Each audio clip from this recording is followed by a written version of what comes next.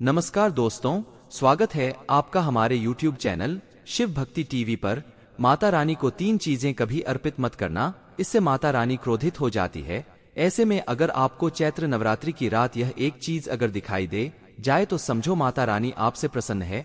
जानिए सब कुछ इस वीडियो में दोस्तों। धर्मशास्त्रों के अनुसार चैत्र नवरात्रि का पर्व बहुत ही शुभ और अत्यंत दुर्लभ एवं मंगलकारी और धन संपदा प्राप्त करने वाला महापर्व और धन वैभव कीर्ति यश प्राप्त करने वाला माह विशेष उव माना जाता है। दोस्तों, माता रानी हमारे जीवन के सभी कष्टों को दूर करती है, हमारे घर में धन की वर्षा करती है। इसीलिए सच्चे दिल से कमेंट बॉक्स में मां को अवश्य याद करें। कमेंट बॉक्स में लिखें माता रानी की जय और माता रानी के लिए एक लाइक अवश्य करें और हमारे चैनल को जरूर सब्सक्राइब करें। इस बेल आइकन को दबाना ना भूलें। तो चलिए शुरू करते हैं। सबसे पहले अपनी राशि कमेंट बॉक्स में जरूर डाल दीजिएगा।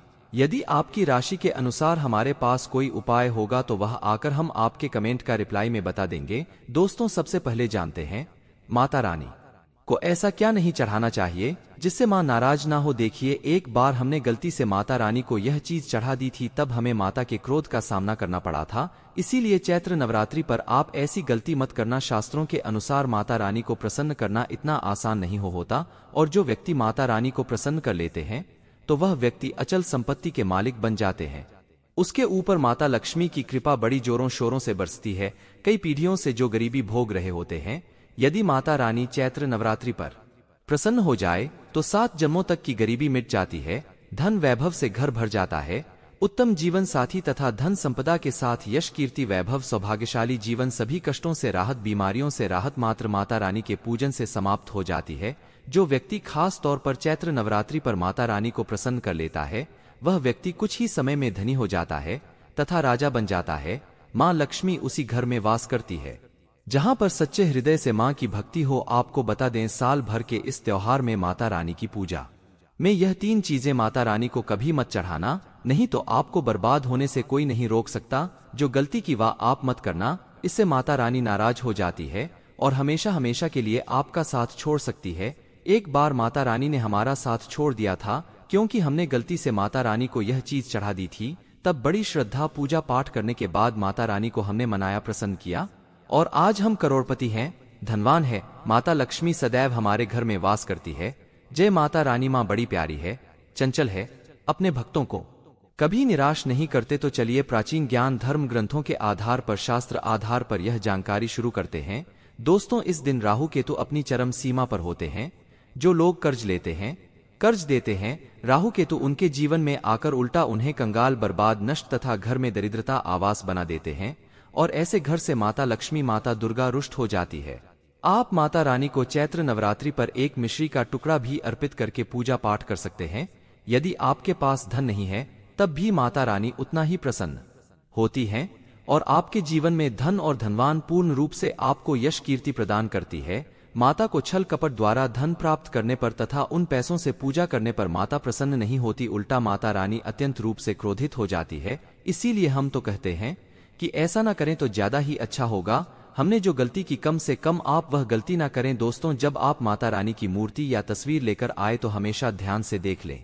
टूटी हुई तथा छठ की मूर्ति नहीं होनी चाहिए। खंडित मूर्ति की पूजा नहीं की जाती, इससे माता रानी नाराज हो सकती है। चैत्र नवरात्रि पर पूजा की चौकी लाल कपड़े से बिछाने चाहिए। सफेद कपड़ा तथा काला कपड़ा या नीला कपड़ा नहीं बिछाना चाहिए। लाल रंग सर्वश्रेष्ठ और माता रानी को बहुत प्रिय है। भगवान कृष्ण कहते हैं, जो व्यक्ति माता रानी की पूजा में लाल कपड़े का आसान बिछाकर माता रानी का पूजन करेगा, उसके घर में धन वैभव यश कीर्ति उत्तम फलाहार रूप में उसका घर अन्न धन से भरा रहता है। घर में सुख समृद्धि की कोई भी कमी नहीं रहती। इससे माता रानी अत्यंत प्रसन्न होकर इस आसन पर विराजमान होती है और प्रसन्न होती है।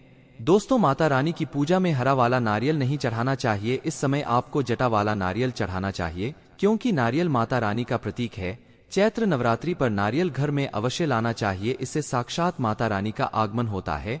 माता रानी को फलों में नाशपाती नहीं चढ़ाना चाहिए, इससे पाप लगता है।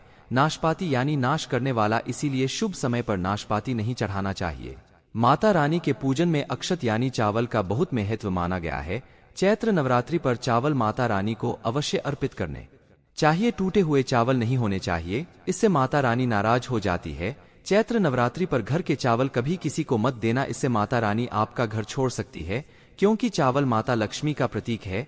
इस समय माता लक्ष्मी घर पर आती है, जाती नहीं है। दोस्तों हमेशा याद रखें, चैत्र नवरात्रि के पूजन में माता लक्ष्मी को तुलसी नहीं चढ़ा चाहिए, क्योंकि इस समय मां दुर्गा, मां लक्ष्मी और 9 देवियों की पूजा की जाती है। इसीलिए चैत्र नवरात्रि के पूजन में तुलसी अर्पित नहीं करनी चाहिए। दोस्तों चैत्र नवरात्रि पर लहसुन प्याज का खाना नहीं बनाना चाहिए। इस समय हलवा, खीर, पूड़ी आदि बनानी चाहिए। दोस्तों शास्त्रों के अनुसार माना जाता है कि चैत्र नवरात्रि के दिन एक स्त्री को लाल, गुलाबी तथा पीला रंग या भगवा रंग के कपड़े ही पहनने चाहिए। माता रानी के पूजन में सुहागिन महिला को सफेद रंग नहीं पहनना चाहिए, यह रंग विधवा रूप माना गया है। तथा काला रंग भी पहनकर पूजा नहीं करनी चाहिए, इसे शुभ नहीं माना जाता। काला रंग शनि का प्रतीक होता है।